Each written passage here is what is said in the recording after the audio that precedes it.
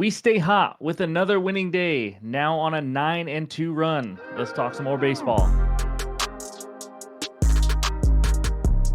What's going on, everyone? Welcome back in to another episode for Just a Bet Outside. I am your host, Steven, and you see that smile on my face. That's right, another winning day. Could have been even better, but we also had some luck. So we'll go over all that in the recap in just a little bit. As you just heard, on a nice 9-2 run, let's keep this rolling. But quick reminder, NBA Best Bets video for Game 1 between the Pacers and the Knicks is out now. I give out my two best bets. So any graphics you see in this video, you guys know are from OUTLIER, the best betting research tool on the market today. Use this every single day. Click the link below. You get a 7-day free trial. So let's get it rolling. And I got an MLB fun fact, and this is dumb. I mean, let's just face it. I didn't have much time for this fun fact. This is, did you know that the Los Angeles Angels in Spanish is the Angels?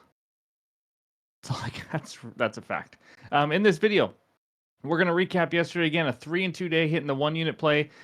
So close to a 4-1 day. But then we'll go over the good and bad hitter matchups, and then we'll give you the best pitcher strikeout matchups on the day, the full pitcher report. Of course, we'll finish it with our best bets and the recap. So hit that like button if you haven't already. Leave a comment below to help this channel continue to grow. Again, I appreciate you guys that are doing it every single day. I see you guys, so I really do appreciate it. If you're new to the channel, hit that subscribe button. Help us get to 40,000 subscribers. And also come join the Discord. Completely free to join. 5,000 people in it. We are talking sports every single day, giving away winners. A lot of smart people in there. So let's get this rolling. And that means it's recap time. All right, there it is. Another winning day, but we start out with a loser. The Reds on the money line. They only gave up one run. But guess what? They scored 0. Here's the crazy part. They started out the game with a leadoff triple. The very first hitter got a leadoff triple, and they scored 0 freaking runs the whole game. I am done ever counting on the Reds offense until they can actually show for weeks at a time that they're consistent. It is bad. I mean, they got some bad approaches at the plate, and I can't believe how much of that game I watched. It drained my life, honestly. Anyways, over 8.5 runs in the Cubs and Marlins. The Cubs had an absolutely ginormous inning once Weathers left the game, and they crushed him. Ended up scoring 14, another easy winner there. Philly team total over 4.5, easy winner there. Arizona team total over 2.5. This was the miracle of the night, guys. Arizona, if you didn't watch the game, they were getting no hit through 6 or 7 innings by Yamamoto. And I mean, he was back to his old self. He was absolutely dealing. I was watching going, what the heck was I doing taking a team total against this guy? I mean, he was working it, but guess what? He gets taken out. The D-backs actually load the bases in the 8th, but they don't score. 9th inning, 1-0. Gabriel Moreno ties it with a bomb. We go to extra innings. And Corbin freaking Carroll comes through with a 2-run bomb, gets us to 3 runs. I don't even know what happened at the bottom of the inning. I had to start recording, but that was absolutely huge. Skubal 6+ Ks, Henderson 5+. Henderson's a sneaky K guy right now, just so you guys know. But both got the job done easily. And then this one. I'm going to take a deep breath, guys. And this is just me telling you. This is not me complaining, but I need to explain what just happened. Michael Lorenzen over 2.5 earned runs. I'm going to say royally screwed. Pun intended here. Gave up 2 earned runs, okay? He's coming out for his last inning. It was the 5th inning, I believe. He gave up 3 straight singles in the 5th inning to score a run. I think that's 3 earned runs, right? We cash. But no, because on one of the singles, I missed the play. The guy, instead of being first and second, it was first and third because of a throwing error. But still, each guy got on base. They earned it by getting a hit. But one guy advanced 1 base. All of a sudden, that human being becomes an unearned run. And next hit was a single. And again, they had many chances after that to score those 2 runs, and they didn't get the job done. But just you live, you learn. And I just learned that just one throwing error, even if everyone's getting a hit, it doesn't matter. That's unearned. So I'm going to be very careful. Maybe not bet too many over-earned runs prop, maybe under, but that was brutal because that was a definite winner in my head. But either way, 3-2 day. We'll take it. Thanks for listening to the rant. Overall record now 124 and 117, up 2.49 units. Let's stay hot in the MLB. But before we get to those bets, let's talk the hitter matchups. All right, we got 11 good hitter matchups for you, and let me tell you, the Padres, my goodness, Manny Machado, Fernando Tatis, and Luis Arias are combined 21, I'm going to do the math right here, for 45 against Kevin Gausman. That is absolutely insane, but the Padres offense has been cold lately, but then we got Kiner Falefa 5 for 12, Canna 2 bombs with 5 for 11 off Logan Webb, and then Austin Hayes a couple home runs off Heaney as well. You go over to the right side, we already talked about Arias. But Shohei Ohtani, 4 for 8 with 1 home run versus Corbin Burns. And then Zach Neto, who's been hitting the ball really well for the Angels this year, 4 for 7, 1 home run versus JP Sears. And the Angels are red hot right now. That's just the weird thing to say out loud. But that's what we got for the good hitter matchups. Now let's take a look at the bad hitter matchups. I'm not going to go through all these, but Austin Riley, 2 for 20 with 9 Ks versus Trevor Williams. How does that happen? I don't even get it. But Cody Bellinger, who's been red hot as well, 3 for 16, 7 Ks. It's DeGrom. I mean, that isn't a big surprise. Over there on the right side, Conforto struggling against Burns, Muncy against Burns as well, and Will Smith, 1 for 11 with 4 Ks versus Corbin Burns. Again, you want to see when these guys are facing. If these are mostly at bats, 3 years ago, Corbin Burns was like one of the top pitchers in the league. He's obviously good still, but not one of the elite pitchers. So just things to look at. But Ketel Marte finishes off 1 for 10 with 2 Ks off of Carrot Top. So that's what we got for the hitter matchups. Now let's talk the strikeouts. All right, here we go. We got 2 good pitcher strikeout matchups for May 21st. Gavin Williams at the Twins. I'm not even going to talk about this again because I just did yesterday, and these games keep getting rained out. Who knows if these play again? But you can see Williams. It's a borderline with the Twins at the 11th highest. But Williams 9, 8, and 6 Ks in the last 3 starts.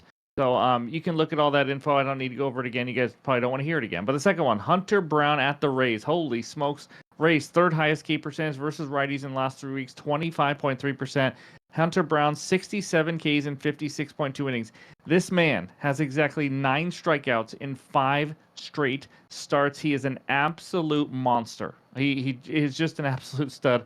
I am so glad he's on my fantasy team. Lower K rate on the road, 30.2%. That's pretty nice when your low K rate on the road is still over 30%. Compared to at home, 36.2. Same K rate versus righties and lefties. We may or may not be talking about that one here in just a little bit, but that's what we got for the K matchups. Now let's take a look at the pitcher report. All right, these are the first 8 matchups of the day, starting out with Brady Singer, who has been not looking good, looking like he might need to take up singing. 5.01 ERA, but giving up 14 earned runs in his last 3 starts in 13.1 innings. That's not good. Andrew Heaney, 6 really good starts this year and 3 pretty bad starts, so take that for what it is, but still 3.02 ERA, not a guy who misses bats. Hunter Brown, we just talked about, he's a top 3, top 5 pitcher in the league. And then Taj Mahal, K rate down, walk rate up this season. I don't know what's going on. He looked filthy last year, 4.80 ERA, but due for some positive regression as you see by the expected ERA. But getting some hits, his walks up there at 10.3% now. Gavin Williams, Chris Paddock. I feel like I've talked about this Cleveland-Minnesota matchup for 15 days straight now. But then we got Horton of the Cubs. 3 earned runs in each of his first 2 starts this season. Going up against Max Meyer, a guy I was high on after that first month. He's looked really good. The wheels have fallen off. Oscar Meyer, 18 earned runs in his last 4 starts. That's over 20.1 innings. He has now given up 3 or more earned runs in all 4 starts, and now he gets the red hot Cubbies, or at least offensively. And then we got Sugano of the Baltimore Orioles, probably their ace right now. That's how bad it's been there. Going up against the rookie Patrick of the Brewers, who has not given up more than 3 earned runs in a start yet this year. So he's been, pretty solid so far. And then TBD for Detroit. He's got a good arm. Going up against Palante of the Cardinals. And then we got Logan Evans going up against Shane Smith. What a matchup, huh? Logan Evans, he's a guy who's just here because of all the injuries to our rotation, making his 5th start of the season. He's been okay. Coming off his best start, though, 0 earned runs against the Padres. Shane Smith's actually been one of the better Chicago White Sox pitchers, as you see by the ERA there, average K rate. So he's looked pretty good. And then the Royals TBD as well, going up against Logan Webb, who is absolutely dominant at home, giving up 1 or less earned runs in all 4 home starts, and that's just not this year. He's been like that for many, many years there in San Fran. So that's what we got for page 1. All the averages are on the bottom. Also, real quick, someone did ask to maybe add home runs per 9 to see how many home runs these pitchers are giving up and all that kind of stuff. It'd just be an extra column. Let me know if that's something that would interest you. Leave a comment below and all that. But that's what we got for page 1. Now for page 2, Tyler McGill will go against Garrett Crochet. We will talk about this game later. And then AJ Smith-Shawver against Trevor Williams. Smith-Shawver has been absolutely dominant. I have watched him in 2 of his last 3 starts since he got called back up. Only 12 hits allowed and 3 earned runs in 25 innings. He's looked good. His control is there, and he's got a good pitch mix right now, so he's looked good. But Jacob deGrom giving up 2 or less earned runs in 6 straight starts, going up against Yarbrough of the Yankees. He's probably not going to go super deep in the game, but obviously with the advantage there for Texas with how good deGrom's been. Randy Vasquez, the future car salesman, actually has a 3.45 ERA, guys. But going up against Gausman, he has gotten rocked the last 2 starts. 17 hits and 9 earned runs given up to the Mariners and the Rays. And then you just saw some good hitter matchups for the Padres. So we'll see there. Taijuan Walker against Palmquist. Guys, it's enter name with Colorado next to it, and he's bad. Let's just face it. That's just what it is. Walker, 2.62 ERA, but not a guy who's very good either. Great weather there in Colorado. Palmquist, 4 innings pitched, so nothing there. Kokonowicz, or Cocaine, whatever you want to call him, he's been okay. 4.71 ERA, same expected, but he is really not missing many bats. I mean, 13.7% K rate, giving up 9.2 hits per 9, going up against JP Sears, who's been pretty good lately. 3.37 ERA you see there. But again, another guy who just doesn't miss many bats but has better command.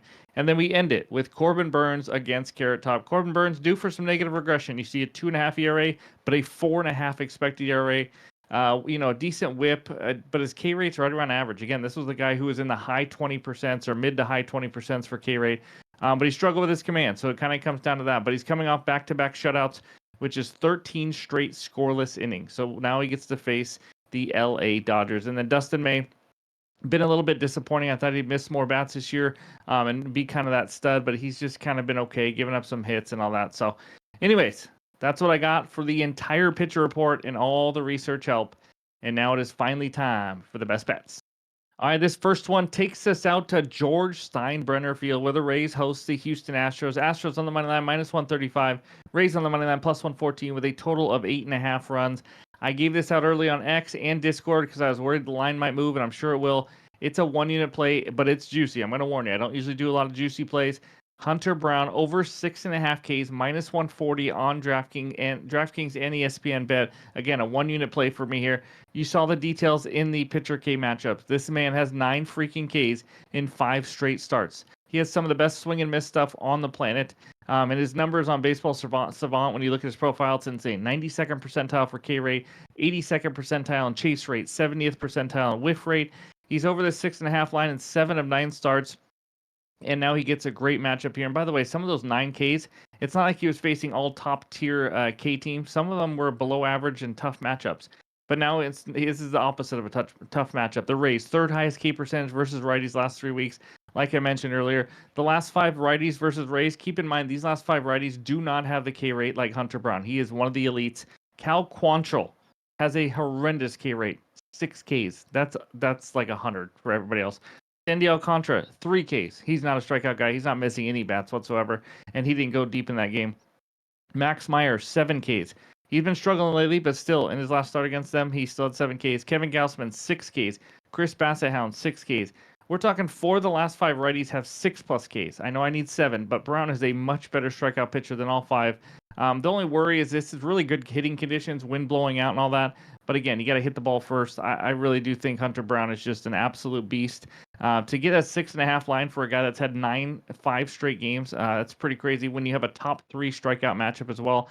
I expect this to be juiced to the over at 7.5 by first pitch. So give me downtown Hunter Brown over 6.5 Ks as my first best bet. This second one takes us out to Fenway Park, where the Red Sox host the New York Mets in Game 3. Red Sox money line -150, Mets money line +125 with a total of 7.5 runs. Who is ready for the underdog money line play of the day? We've been red hot on these. Let's see if we can stay hot. Give me the Mets on the money line +125 on ESPN bet. Half-unit play for me here. Like I said, we've been red hot on these. I don't know if we can keep this going. It's very hard to hit underdogs like this, but I really like this spot. Sometimes betting an underdog just has to do with the spot.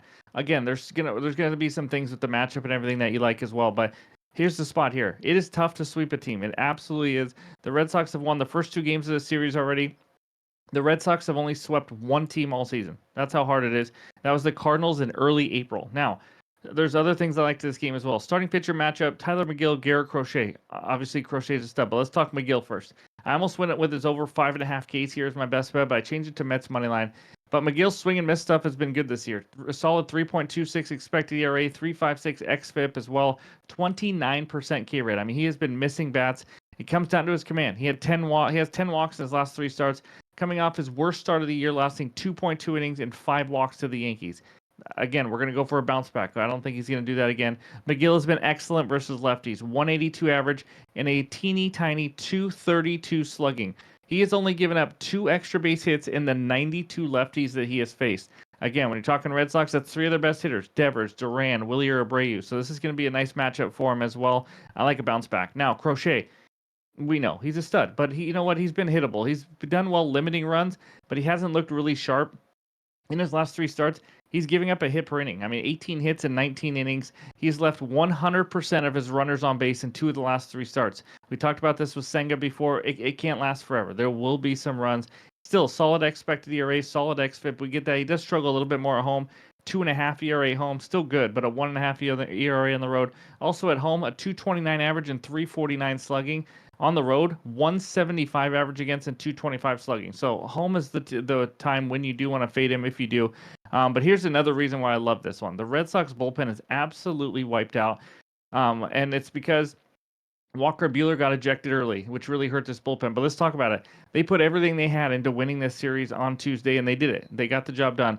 Weissert, Satan, I don't even know the name. I forgot. I don't even know if I spelled it right. But Justin Wilson and Aroldis Chapman all threw for the second straight day. Bernardino also threw 23 pitches. This Red Sox bullpen is absolutely gassed right now. And the Mets only used Kranick yesterday. So you love to see that. So this is one of those games where you want to see them just close, keep it close, get to the bullpens, and then you think you have an advantage. Offense, Mets, 8th best WRC plus versus lefties last 3 weeks. I know this offense has been cold lately, but again, they can't stay cold forever.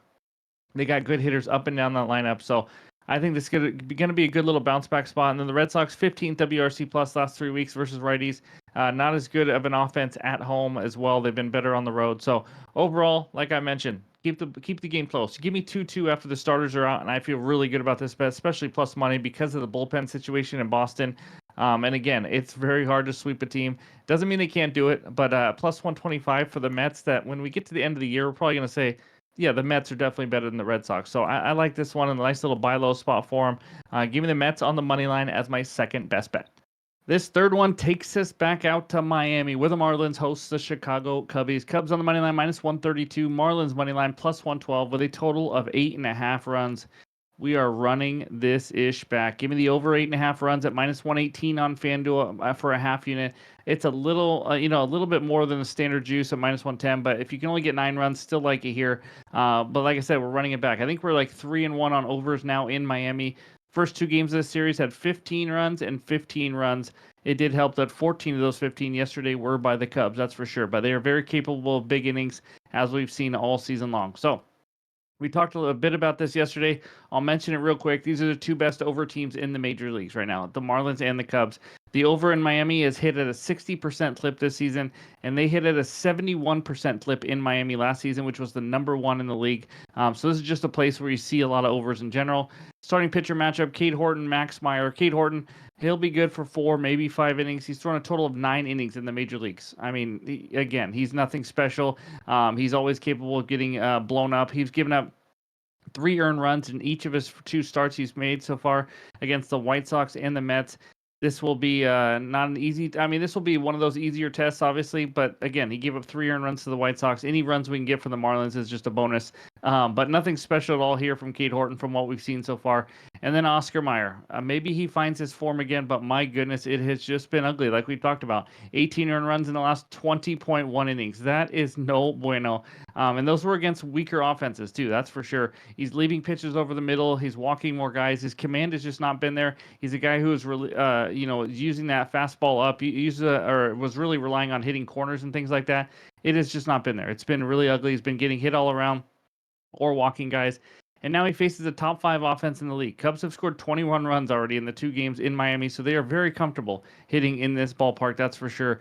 And then we get to the bullpens. They are both really bad and have been used and abused this series. That is for sure. I don't need to go through the arms because they just do not have many high leverage, good arms in that bullpen. The Cubs are a team that have been absolutely annihilating bullpens in general lately. So even if they only get like 2 off of Meyer or something, just hold on, wait for that Marlins bullpen. Like we just saw yesterday, right when Weathers came out, they absolutely annihilated the bullpen. So I'm going to keep it simple here. Give me another over in Miami with the 2 highest over teams, 2 struggling starting pitchers on the mound. I think this line should be 9 or 9.5. Give me the over 8.5. That is my third and final best bet. But of course, before we get out of here, let's check out the recap.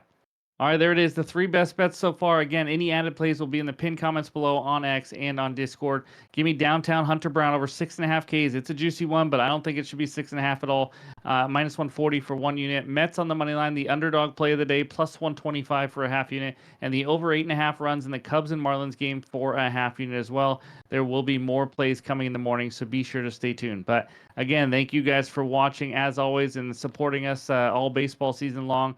Hope you guys have a great Wednesday, and we'll talk to you soon.